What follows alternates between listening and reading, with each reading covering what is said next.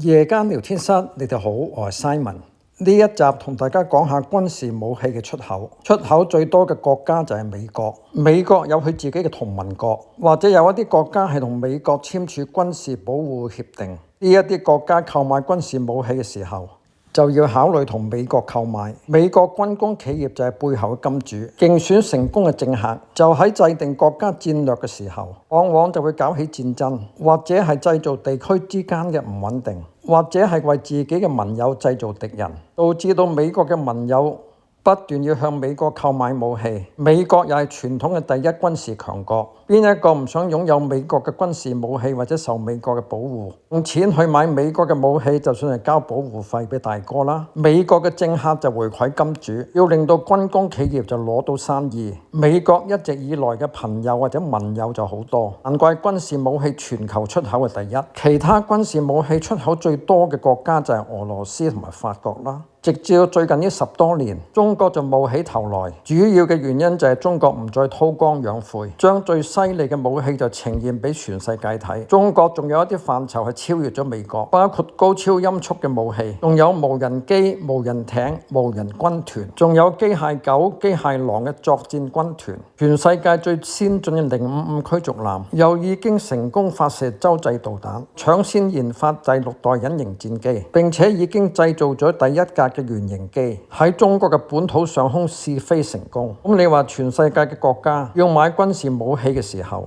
都會開始考慮向中國購買。中美爭霸就已經經歷咗10多年，兩個陣營就已經成立，包括係美西方世界嘅陣營，主要就來自歐洲國家同埋親美國家。最近美國係攻打胡塞武裝，一個群組討論嘅事件被揭發，美國嘅副總統同埋美國嘅國防部長竟然係發表咗一啲心底嘅內心言論，對歐洲國家非常嘅輕視，提到歐洲國家係搭咗美國嘅方便車，再加上今次特朗普亦都係絕對唔俾面歐洲國家。俄烏戰爭嘅停火談判就冇歐洲國家份，終於歐洲國家就知道要受大哥保護就係寄人籬下，就要受氣。今次大哥竟然都向我哋加關稅，大家仲有咩情義可講？向大哥忠心只係一廂情願，其實自己就一直都俾大哥捏住嘅喉嚨。歐盟就話要有8000億嘅軍事預算，用嚟購買軍事武器，但係就講到明唔要向美國購買，最大嘅得益者就可能係法國啦。但係歐洲咁唔團結，你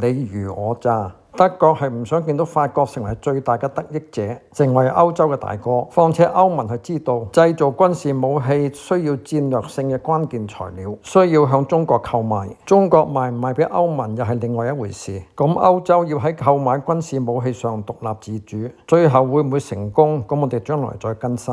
咁另外一個陣營就係以中國為首嘅中俄陣營，包括上合組織同埋金磚組織嘅國家，南方世界嘅國家，一啲貧窮落後弱小嘅國家，俄羅斯聯邦裏邊嘅國家。咁佢哋考慮購買軍事武器嘅時候，好自然都會考慮到中國。咁你話中國有冇考慮到成為全球軍事武器出口嘅大國？我認為中國係有考慮，並且係一個戰略。今天中國嘅一帶一路係好成功，中國從全世界超過130個國家係成為親密嘅經濟夥伴關係。經濟嘅良好發展係有賴地區嘅安全穩定，興建咗嘅港口、鐵路、橋梁，唔希望喺軍事衝突之中係受到破壞。戰爭就係負面地影響經濟嘅發展，所以一帶一路嘅沿線國家係需要擁有強大嘅軍事力量，去保護自己國家嘅安全，去保護自己嘅財富。所以呢啲國家由經濟嘅發展去到民生改善、社會繁榮，就會考慮增加軍費保衛自己。喺呢一個中俄陣營裏邊嘅國家，考慮到購買軍事武器嘅時候，大部分都會選擇中國。舊年嘅珠海航展，中國何嘗唔係要表現軍事實力，吸引買家？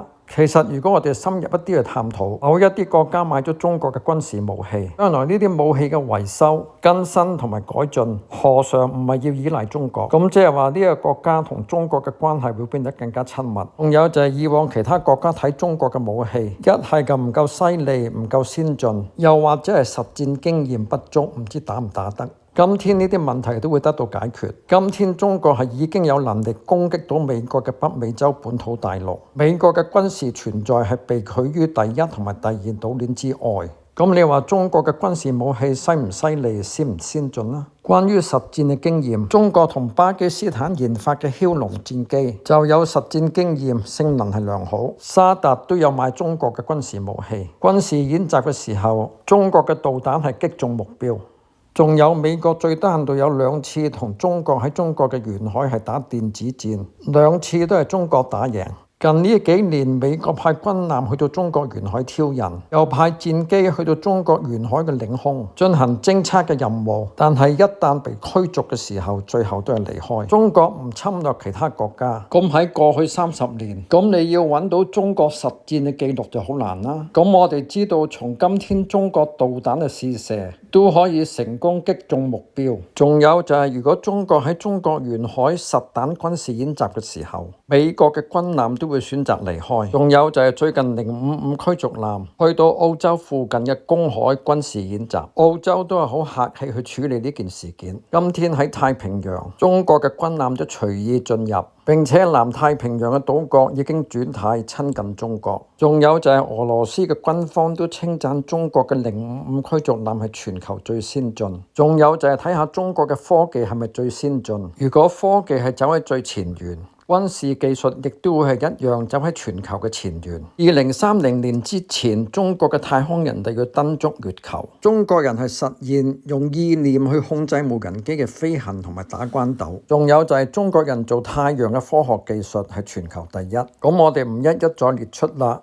基於以上嘅原因，咁你話中國嘅武器打唔打得？有一啲國家已經心水好清，已經開始咗向中國購買軍事武器。似沙特同中國係買咗整個合成旅，埃及就同中國買咗40架殲10C 戰機，配備咗全球先進嘅霹靂15E 遠程空對空導彈。塔吉克斯坦就買咗中國紅旗17AE 對空導彈。塞爾維亞就買咗中國嘅防空系統。巴基斯坦就唔單止購買中國嘅武器，亦都同中國一同去研發武器。中國搞呢個武器嘅航展，彰顯自己嘅軍事肌肉，唔單止係要震懾美國、台灣、日本、南韓、菲律賓同埋印度，亦都係要進入軍事出口大國呢個行列。中國唔係要鼓勵戰爭或者侵略，而係經歷咗人類4-5千年嘅歷史，知道人係有罪性同埋善性。要有好嘅軍事武器保護好自己，人哋先至唔敢嚟破壞、侵略、欺負。中俄陣營嘅國家要建立親密嘅關係。上合組織、金磚組織、一帶一路嘅完善國家，每一個國家將來都必須要有能力保護到自己。中國嘅軍事實力已經打出一個名堂，我相信中國軍事武器嘅需求同埋出售必然係會增加。亦都會係中國嘅一個長遠戰略。下一個視頻我就會同大家講下美國嘅政治、社會同埋股市。今日就講到呢度先啦。未訂閱我嘅網友，希望你哋快啲訂閱。歡迎大家推介我嘅影片。下次再見，拜拜。